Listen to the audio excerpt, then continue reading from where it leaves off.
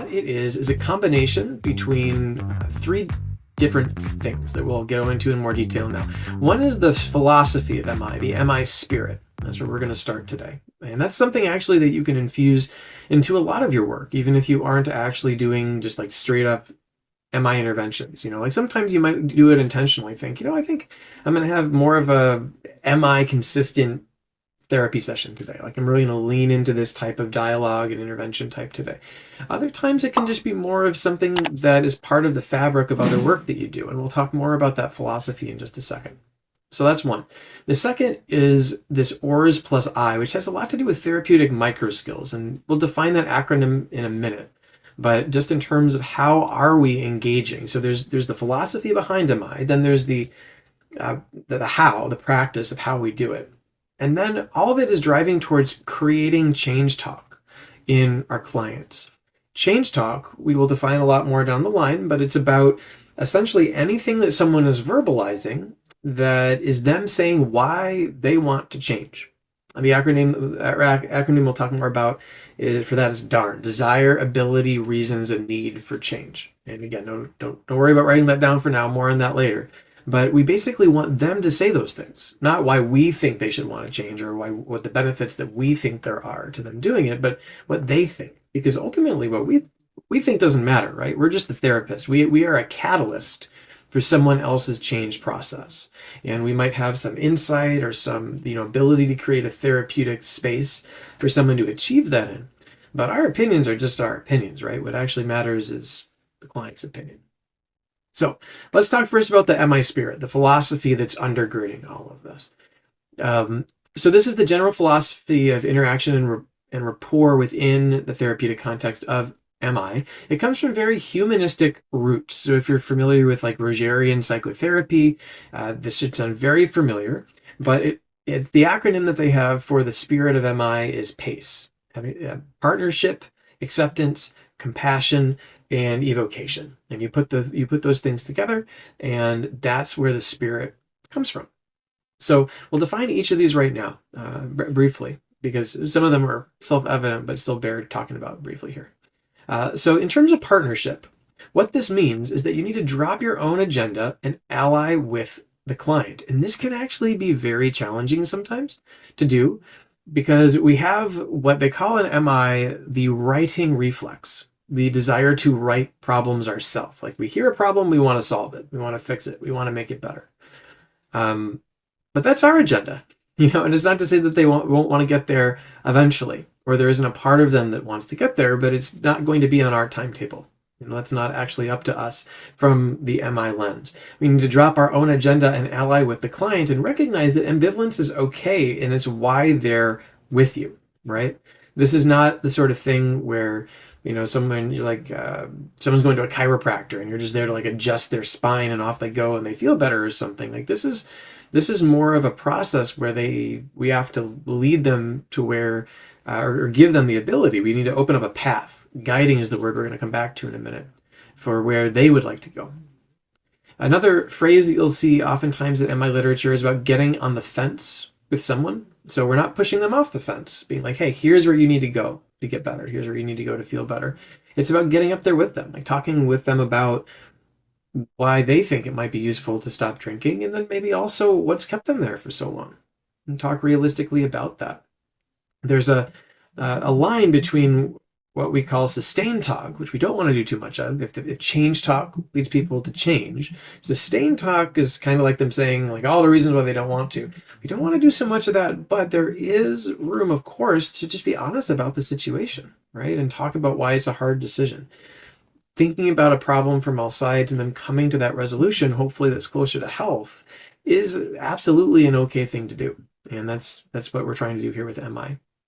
Another phrase you'll see a lot in the MI literature is that you're looking to dance with your client, not wrestle.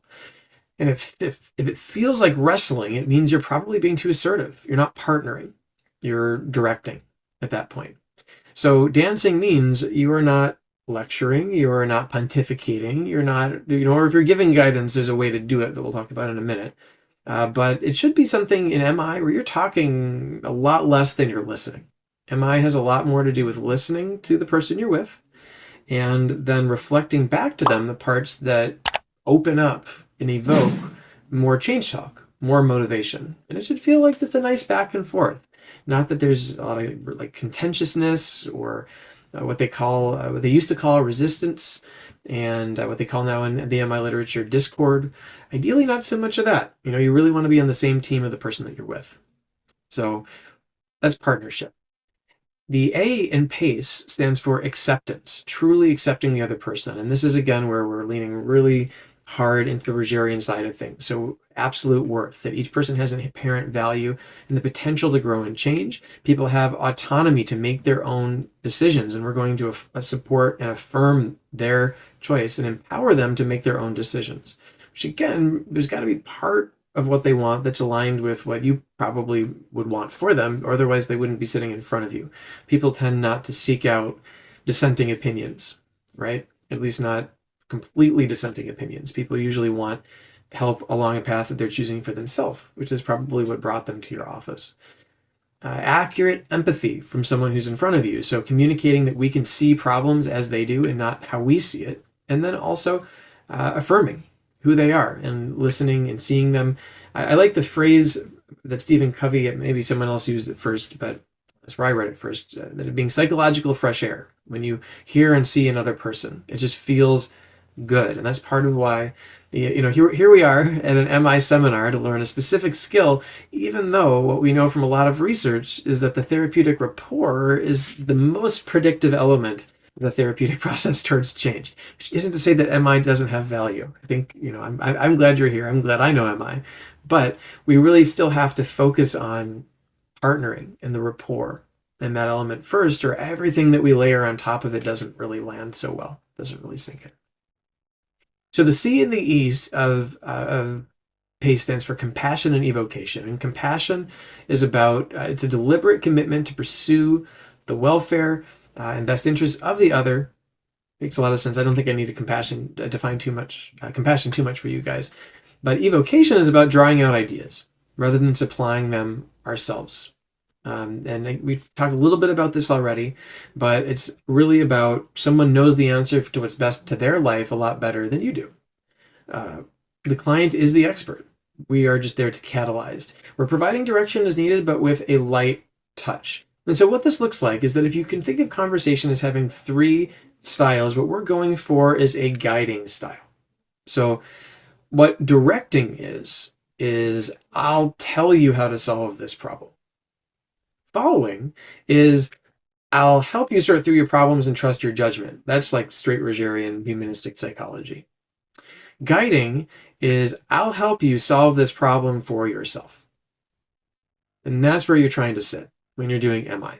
I'll help you solve this problem yourself. So if they pull on information from you or perspectives from you, that's totally okay.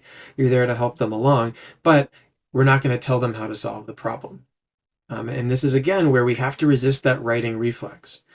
Part of the reason for this is that if you don't push, there's nothing to push back against in the therapy room.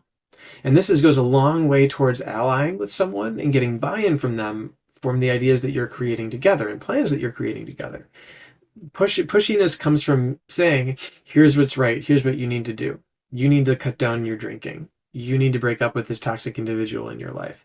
You need to have better boundaries with your mother. Whatever it is, right? That's something that would be very directy. And even if there might be all the reasons in the world for it, it's pushy. Pushing gets pushed back. There are ways to help people decide that maybe they need to have better boundaries with their mother, and even for you to suggest it. And we'll talk more about how to do it down the line. But MI is about guiding. I'll help you solve this problem yourself. So that's